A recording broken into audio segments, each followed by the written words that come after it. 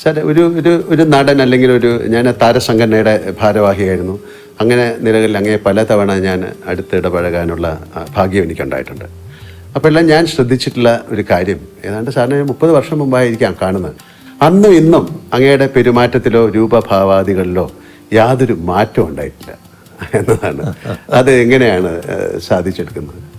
കാര്യം ഒരുപക്ഷെ അങ്ങ് പാർട്ടി പ്രവർത്തകനായിരിക്കുമ്പോഴോ അല്ലെങ്കിൽ മന്ത്രിയായതും പിന്നെ മുഖ്യമന്ത്രിയായിരിക്കുമ്പോഴെല്ലാം അങ്ങയുടെ ഇടപെടൽ ഒരുപോലെ തന്നെയാണ്. നല്ല ഒരു കരുതലുള്ളതുപോലെ ഞങ്ങൾക്ക് ഫീൽ ചെയ്യും. സാധാരണ മനുഷ്യരുടെ കാലം ചെല്ലുമ്പോൾ അവരുടെ പദവികൾക്കും വളർച്ചയ്ക്കും ഒത്ത് പല മാറ്റങ്ങളും കാണാറുണ്ട്. പക്ഷെ അങ്ങയിൽ ഞാനിതൊന്നും കണ്ടിട്ടില്ല എന്നുള്ളത് വളരെ സത്യമായ ഒരു കാര്യമാണ്. ഒന്ന് നമ്മൾ കാണുന്നത്, നമ്മൾ ഏത് സ്ഥാനത്തിരിക്കുന്നതായാലും അതൊരു പ്രത്യേക നിയോഗത്തിൻ്റെ ഭാഗമാണെന്ന് കാണേണ്ടതേ ഉള്ളൂ. എപ്പോഴും അവിടുന്ന് മാറേണ്ടതായിട്ട് വരാം. ആ ഒരു ധാരണ നമ്മുടെ ഉള്ളിലുണ്ടാവണം. ആ മാറ്റത്തെ പൂർണ്ണമായിട്ട് ഉൾക്കൊള്ളാൻ നമുക്ക് സാധിക്കണം. അന്ന് ഇപ്പോൾ മാറണം എന്ന് പറഞ്ഞാൽ ആ മാറുമ്പോൾ ഒരു പ്രയാസവും ഉണ്ടാകരുത്. അതാണ് നമുക്ക് ഏറ്റവും പ്രധാനം.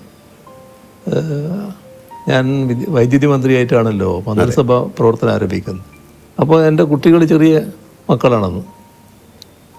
വൈദ്യുതി മന്ത്രി സ്ഥാനം ഒഴിഞ്ഞ് ഇവിടെ തന്നെയായിരുന്നു, ഇൻഡസ്ട്രി ആയിരുന്നു. നേരെ നിങ്ങൾ വന്നിട്ടുണ്ട്, ഞാൻ താമസിച്ച വാടക വീട്ടിൽ, ആ വാടക വീട്ടിലേക്ക് മാറി. ഒരു പ്രയാസവും കുട്ടികൾക്ക് പോലും ഉണ്ടായില്ല. നല്ല എന്താണോ, അപ്പം നമ്മൾ എന്താണോ ഉള്ളത് അതുകൊണ്ട് ജീവിക്കാനും അതിൽ സന്തോഷിക്കാനും അതിൻ്റെ ഭാഗമായി മാറാനും കഴിയണം. എനിക്ക് അങ്ങനെയൊരു നിലയാണ് എപ്പോഴും ഉള്ളത്. വല്ലാതെ എന്തെങ്കിലും മോഹിക്കുന്ന കാര്യമില്ല. അതിൻ്റെ ഭാഗമായിട്ട് എപ്പോഴും സംതൃപ്തനാണ് ഞാൻ.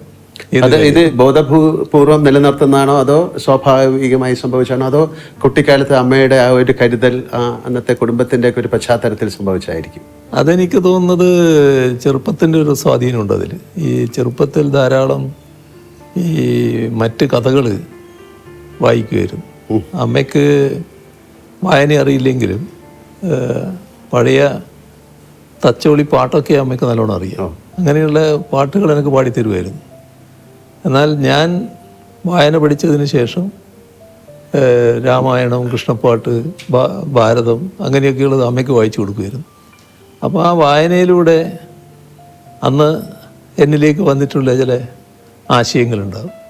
അതെന്നെ സ്വാധീനിച്ചിട്ടുണ്ടാകും എന്നാണ് തോന്നുന്നത്.